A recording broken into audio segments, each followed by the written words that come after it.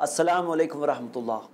अल्हम्दुलिल्लाह वस्सलातु वस्सलाम अला रसूलिल्लाह व अला आलिहि व अस्हाबिहि अजमईन, अम्मा बाद। क़ाल तआला फ़ी कलामिहिल मजीद, या अय्युहल्लज़ीना आमनू ला ताकुलू अम्वालकुम बैनकुम बिल बातिल इल्ला अन तकूना तिजारतन अन तरादिम मिनकुम रब्बि इश्रह ली सदरी व यस्सिर ली अमरी वहलुल उक़दतम मिन लिसानी यफ़क़हू क़ौली। नाज़रीन, मैं आप तमाम का इस्तक़बाल करता हूँ हमारे प्रोग्राम तिजारत के इस्लामी उसूल में। अब इस सिलसिले को हम आगे बढ़ाते हुए अपना अगला मौजू और अगली बात को हम शुरू करते हैं। अगली बात ये कि जो जायज़ और नाजायज़, हलाल और हराम के बारे में हम सारी बातें देखेंगे। इसमें एक बात हम याद रखें कि रोज़ी देने वाला अल्लाह है, रोज़ी देने वाला अल्लाह है। और कुछ चीज़ें हैं दुनिया में जो फिक्स्ड होती है, कुछ भी करके चेंज नहीं हो सकती। और उनमें से एक चीज़ है मौत का वक्त, कि मौत का वक्त है।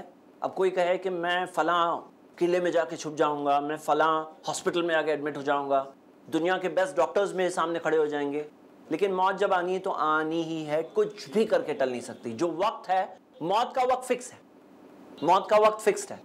कैसे मरे ये इख्तियार अल्लाह ने हमें दिया है। आपको पता है, इसी वजह से सुइसाइड करने वाले के लिए जहन्नम की आग की सज़ा है, सही बुखारी की हदीस। और शहीद की मौत मरने वाले के लिए बहुत बड़ा इनाम है।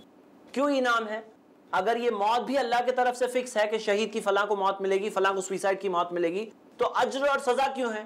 अज्र और सज़ा इस वजह से है क्योंकि वो अल्लाह ताला ने इख्तियार दिया इंसान को कि तुम चाहे तो सुइसाइड करके मरो, जो हराम मौत है, कुफ्र की मौत है, और तुम चाहे तो अल्लाह के रास्ते में अपनी जान देकर मरो एक अच्छे काम के लिए।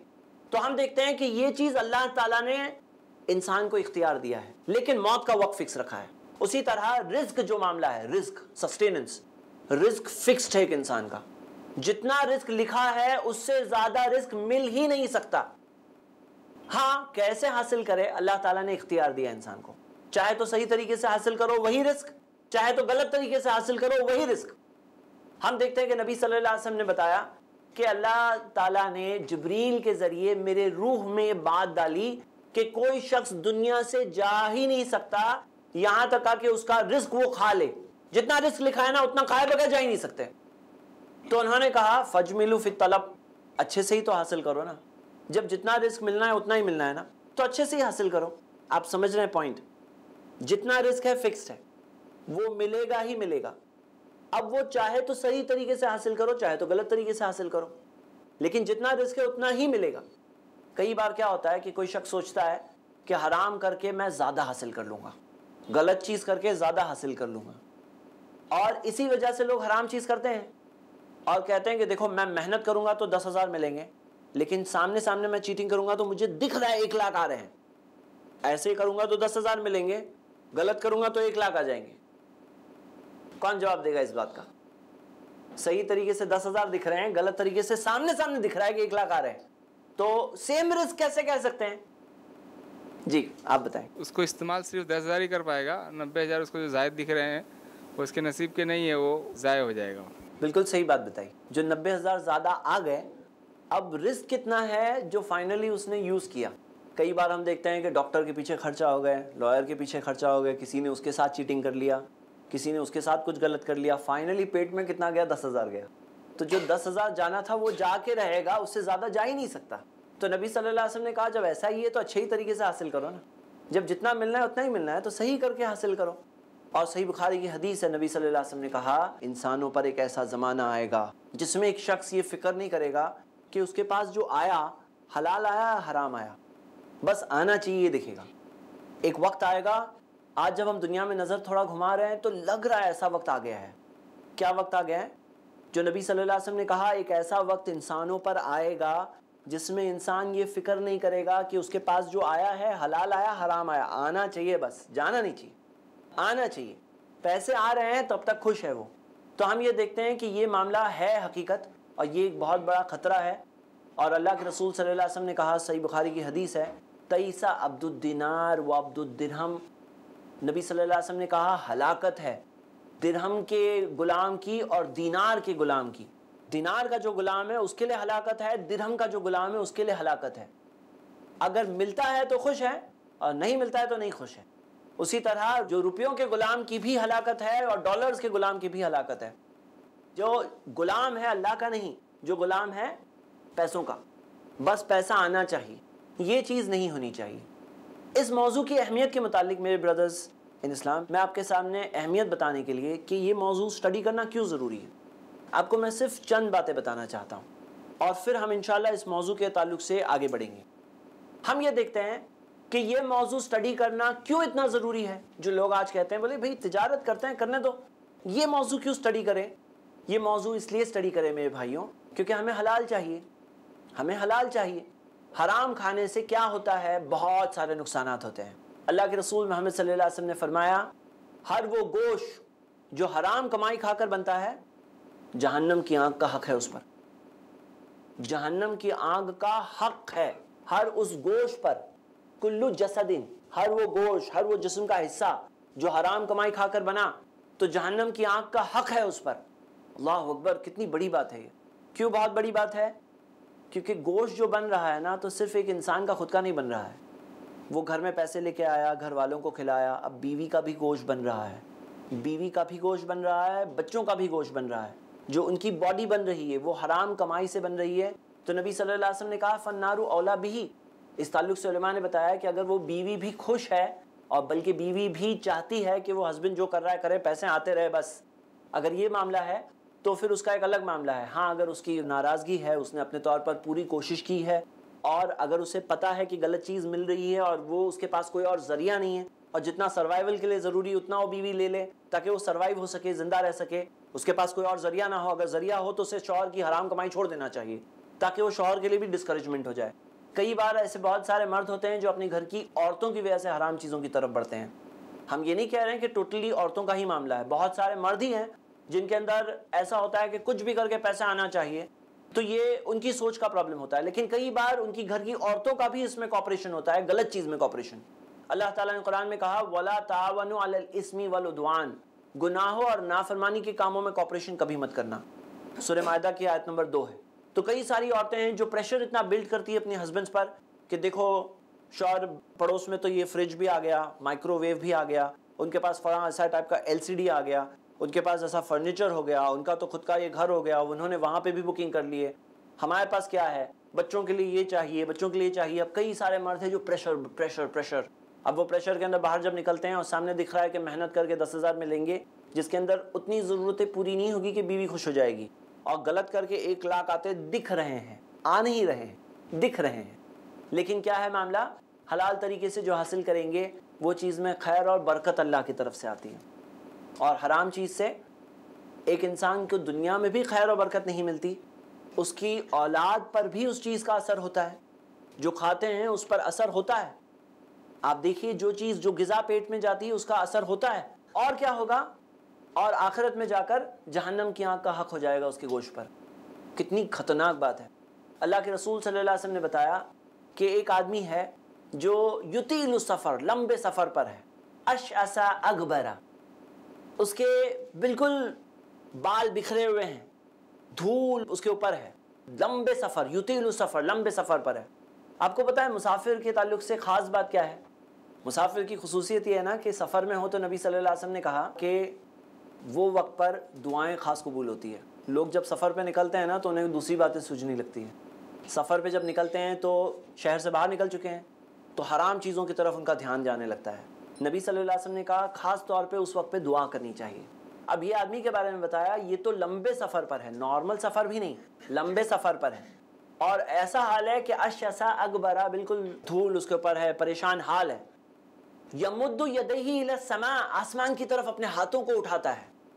क्या आपको पता है कि दुआ में हाथ उठाने के मुतालिक ये भी साबित है कि हाथ अपने सामने उठाएं, और अगर शदीद ज़रूरत है तो आसमान की तरफ उठाना भी साबित है। यमुद्दु यदैहि इला समा, और वो कहता है या रब्बी या रब्बी, 2 बार तकरार के साथ करना दुआ, रिपीटेशन के साथ दुआ करना दुआ की कबूलियत के ज़रियों में से है।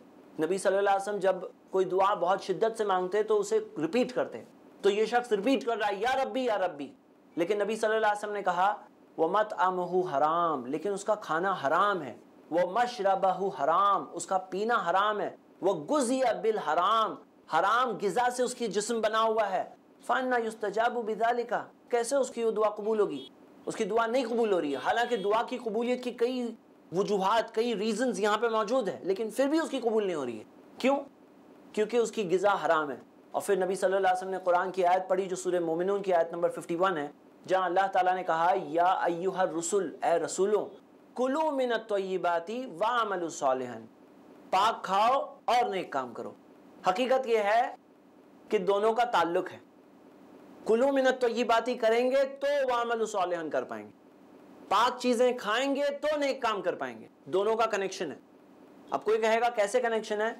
तो होता है कनेक्शन, जो अल्लाह सुब्हानहू तआला ने हमें बताया तो वो बात को हम मानते हैं। जैसे मिसाल के तौर पे सर दर्द हो रहा है, आप क्रोसिन टैबलेट पी रहे हैं तो पेट में गई लेकिन सर का दर्द हल हुआ, तो कोई यहाँ दवा यहाँ गई, यहाँ पे हल हुआ, तो ये होता है। उसी तरह पेट में जो गिज़ा जा रही है वअमलू सालिहन, तो नेक काम कर पाएंगे अगर अच्छी गिज़ा जाएगी।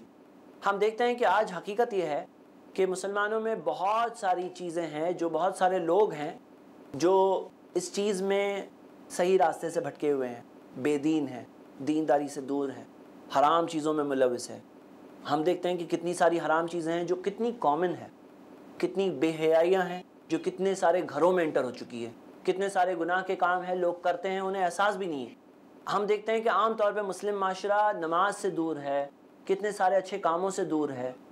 अब वजहों में से एक वजह ये भी समझ में आती है कि अगर हमारी कमाई सही हो जाए, कुलू मिनत तय्यिबाती अगर हम करने लगे, पाक चीज़ें खाने लगे, तो वअमलू सालिहन, नेक काम करना आसान हो जाएगा। अगर हम पाक चीज़ें खाएंगे नहीं तो नेक काम करना मुश्किल होगा। और यही हकीकत है इस चीज़ के ताल्लुक से।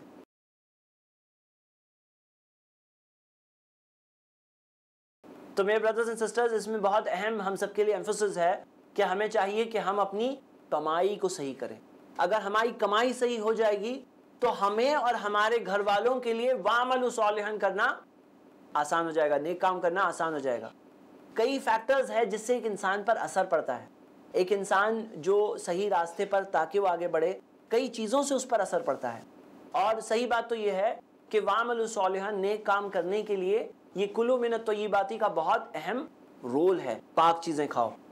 उसी तरह इस चीज़ के ख़तरों में से हम देखते हैं, सुनन तिर्मिज़ी की हदीस है, नबी सल्लल्लाहु अलैहि वसल्लम ने कहा इन्ना लिकुल्ली उम्मतिन फितनतन व इन्ना फितनता उम्मती अल माल। हर उम्मत का एक फितना होता है और मेरी उम्मत का फितना माल है। क्या मतलब? हर उम्मत यानी हर नबी की जो उम्मत गुजरी, वो उम्मत का कोई ना कोई फितना था। फितना यानी ट्रायल। अब यहाँ पे मुराद ये है कि कोई एक ऐसा इम्तिहान है जो सबसे बड़ा इम्तिहान है उनका। तो हर उम्मत का कोई ना कोई बहुत बड़ा इम्तिहान होता है। और नबी सल्लल्लाहु अलैहि वसल्लम ने कहा मेरी उम्मत का फितना माल है। बनी इसराइल का फितना औरतें थी। नबी सल्लल्लाहु अलैहि वसल्लम ने हमें बताया बनी इसराइल के लिए सबसे बड़ा और सबसे मुश्किल इम्तिहान उनका ये था कि औरतों का मसला उनके लिए सबसे बड़ा मुश्किल इम्तिहान था। हमारे लिए भी है। हम देखते हैं कि सही बुखारी की हदीस है, नबी सल्लल्लाहु अलैहि वसल्लम ने कहा मा तरक्तु बादी फितनतन अदर्रु लिर्रिजाली मिनन निसा। मैंने अपने बाद कोई फितना नहीं छोड़ा मर्दों के लिए जो औरतों के फितने से ज्यादा नुकसानदेह है। इंडिविजुअली मर्दों के लिए कौन सा फितना सबसे हार्मफुल है? अदर्रु, सबसे हार्मफुल है औरतों का फितना। कौन सी औरतें? वो औरतें जो अल्लाह की नाफरमानी करती है, जो औरतें नेक काम करती है, अच्छा काम करती है, अच्छी चीज की तरफ उभारती हैं। तो नबी सल्लल्लाहु अलैहि वसल्लम ने कहा अद दुनिया कुल्लु मता व खैरु मताई दुनिया अल मरअतु सालिहा। ये दुनिया पूरी की पूरी एक मता है, एक चीज है, लेकिन दुनिया की चीजों में सबसे अच्छी चीज एक नेक सालिह औरत हो, खुद भी नेकी के रास्ते पर चले, अपने शौहर को भी नेकी के रास्ते पर बढ़ाए, तो खैरु मताई दुनिया, दुनिया की सबसे अच्छी चीज है।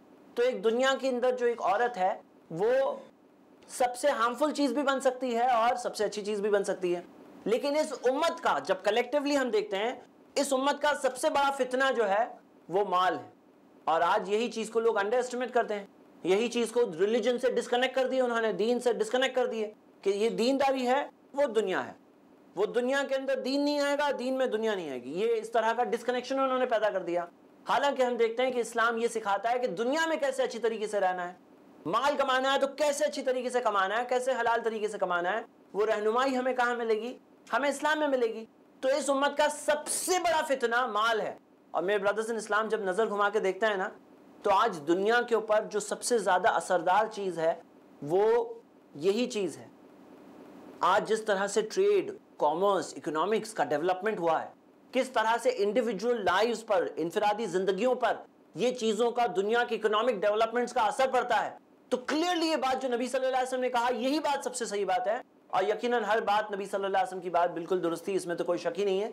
उन्होंने जो कहा कि इस उम्मत का, मेरी उम्मत का फितना माल है, तो यकीनन माल है।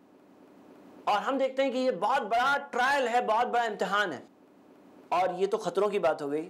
चलिए कोई एक अच्छी बात भी बता देते हैं। सुनन तिर्मिज़ी में एक सही हदीस है जिसमें आता है कि अल्लाह के रसूल सल्लल्लाहु अलैहि वसल्लम ने फरमाया, अत्ताजिरु सदूकुल अमीन मा नबिय्यीन व सिद्दीकीन व शुहदा। एक ताजिर जो सच्चा हो, अमानतदार हो, वो नबियों के साथ होगा, सिद्दीकीन के साथ होगा, शहीदों के साथ होगा। अल्लाह अकबर। एक ताजिर अगर सच्चा, अमानतदार और सच्चा इस्लामिक प्रिंसिपल्स के मुताबिक तिजारत करने वाला शख्स हो, उसके पास कितना बड़ा पोटेंशियल है। अल्लाह अकबर।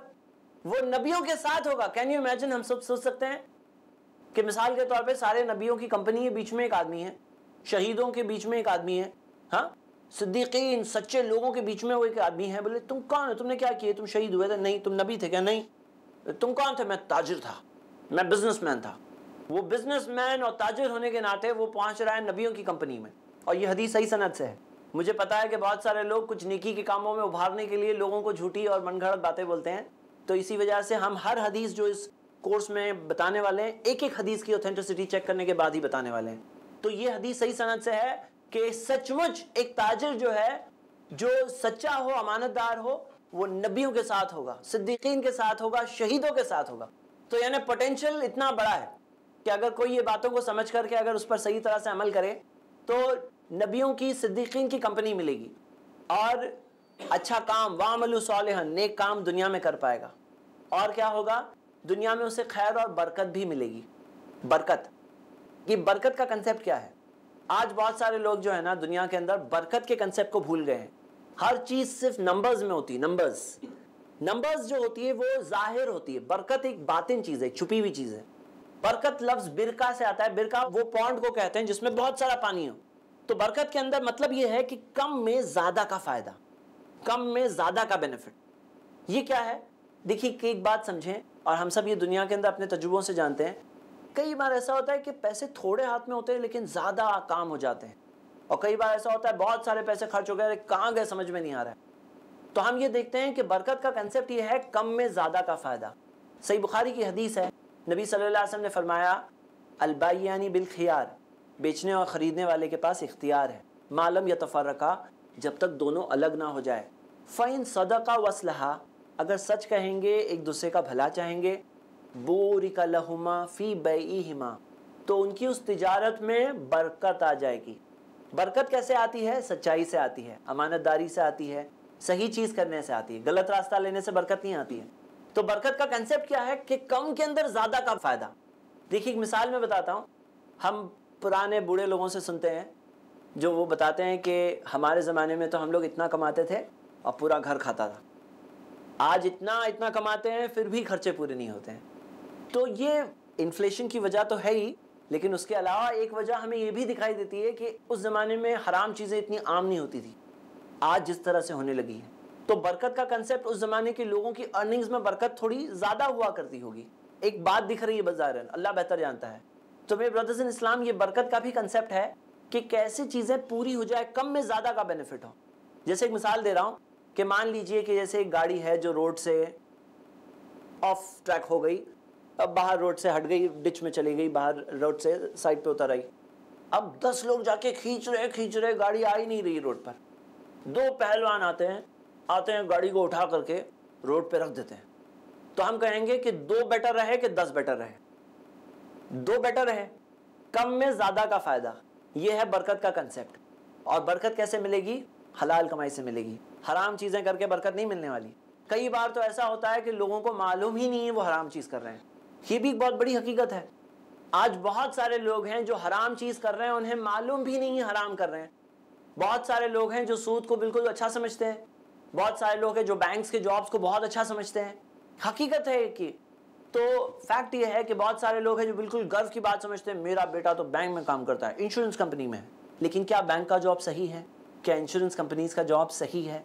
हम इंशाल्लाह उसे बहुत डिटेल में देखने वाले हैं। सही बात तो ये है, ये सही नहीं है और इसके बहुत सारे दलाइल देखने वाले हैं। दोनों तरीके से, एक इस्लामिक प्रूफ्स के साथ, दूसरा स्टैटिस्टिकल और लॉजिकल एविडेंसेस के साथ, जिससे कोई नॉन मुस्लिम भी समझ सकता है कि बैंक का जॉब एक्चुअली बहुत बुरा जॉब है। हम ये देखेंगे कि ये सचमुच एक बहुत बुरी चीज है।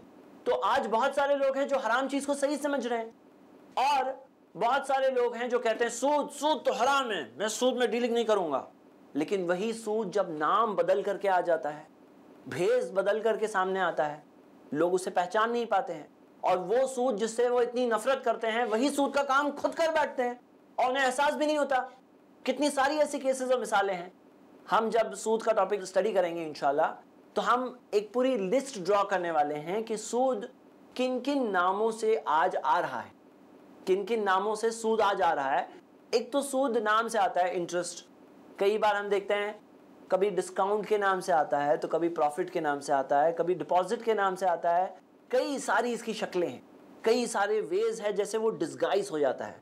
तो यहाँ पर एक बहुत ज़रूरी बात है कि जैसे दुनियाई मामलात में लोग समझदार हैं। भाई लोग बोलते हैं कि हमारे दादा परदादा पढ़े लिखे नहीं थे, तो क्या हुआ, हम लोग पढ़ेंगे लिखेंगे। कोई आज तक आपको ऐसा मिला है? मुझे तो नहीं मिला जो कहे कि मेरे दादाजी पढ़े लिखे नहीं थे, अंगूठा छाप थे, इसी वजह से मैंने भी सोचा मैं उनके ही रास्ते पर चलूंगा, मैं दादाजी के रास्ते पर चलूंगा और मैं भी पढ़ने लिखने वाला नहीं हूं, मुझे भी अंगूठा छाप बनना है। हम देखते हैं कि नहीं होता ऐसा। दुनिया में जो लोग खुद पढ़े लिखे नहीं भी होते हैं ना, तो उनकी ये तमन्ना होती है मेरे बच्चों को मैं पढ़ाऊं लिखाऊं। तो दुनियावी चीज़ों में तो लोगों को एहसास है। क्यों एहसास है? क्योंकि दुनिया का लॉस होता है ना, तो सामने सामने लॉस होता है, और यहाँ का लॉस बहुत कीमती है, दुनिया बहुत कीमती है, दुनिया का लॉस बहुत कीमती है। लेकिन सही बात यह है कि ये भी चीज़ सीखने की चीज़ है। इस चीज़ के ताल्लुक से भी हमें इल्म हासिल करना चाहिए, हमें स्टडी करना चाहिए।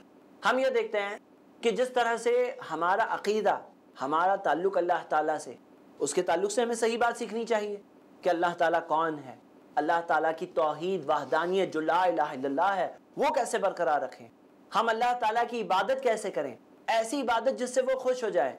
कौन सी वो इबादत है जिससे वो राज़ी होगा, कैसे करना है। तो जैसे हम देखते हैं कि हमें इत्तिबा करनी है, पैरवी करनी है मोहम्मद सल्लल्लाहु अलैहि वसल्लम की, तो हमें अकीदा सीखना है, हमें इबादत सीखनी है। लेकिन लिस्ट वहाँ पर रुक नहीं जाती, अब आगे भी देखना है। हमें देखना है कि तिजारत कैसे करें। अगर आप ताजिर हैं, ख़रीदो फ़रोख्त से आपका ताल्लुक़ है, तो उसके उसूल, उसके रूल्स मालूम होने चाहिए हमें, हमारे लिए लाजिम है। क्यों? क्योंकि जो चीज़ एक इंसान कर रहा है उससे वो चीज़ का इल्म होना चाहिए।